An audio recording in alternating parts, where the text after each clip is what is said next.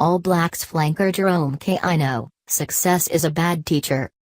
The veteran remembered how valued the cup was to past All Blacks like Justin Marshall and Anton Oliver. Once upon a time Aussie rugby teams boasting names like Eales, Finegan, Gregan, Larkham and Mortlock used to make even the staunchest of Kiwis choke up and blink back tears. This is no joke. The Wallabies used to be a superpower. And in their pomp it was fellows like John Eales, Owen Finegan, George Gregan, Stephen Larkham and Stirling Mortlock who caused New Zealanders no shortage of angst until they relinquished the Bledisloe Cup in 2003. Sadly, for Australians, they have never won the trophy back. Veteran Jerome Kaino played his first game for the All Blacks against the Barbarians in London in late 2004. Over the last 12 months the decline of Aussie rugby, on multiple fronts, has been swift and alarming.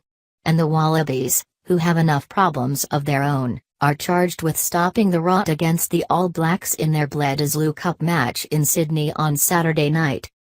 Good luck to them, is the general consensus among Sydney-siders this week. The Kiwi coaches admit taking fatigue into account before taking on the Wallabies.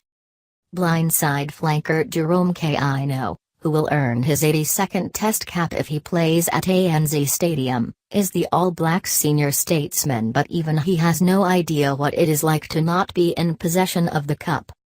Kaino, who made his debut against the Barbarians in London in late 2004, said he got his lessons about how important it was to retain the symbol of Trans-Tasman supremacy by men who had been force-fed some bitter pills by the likes of Eales and co.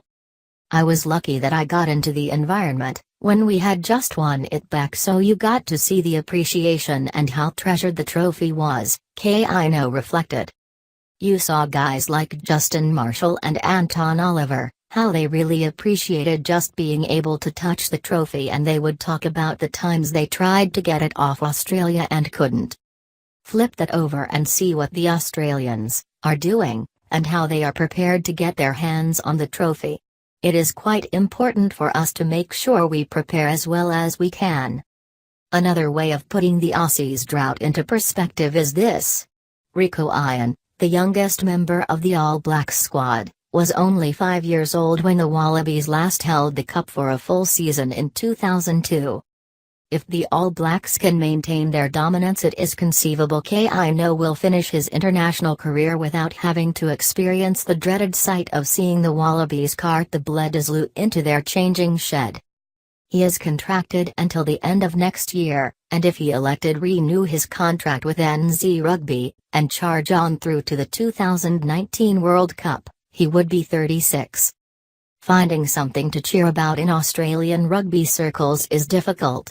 Everywhere you turn there is sour news. Since late November the Wallabies have won just 2 of their most recent Test matches. They rolled Italy and Fiji but suffered defeat to Scotland on their home soil and got spiked by England and Ireland in London and Dublin on their Northern tour last year. Complacency could be the All Blacks' biggest enemy this weekend. Kaino was adamant it wouldn't. For us, we have always got that saying, success is a bad teacher.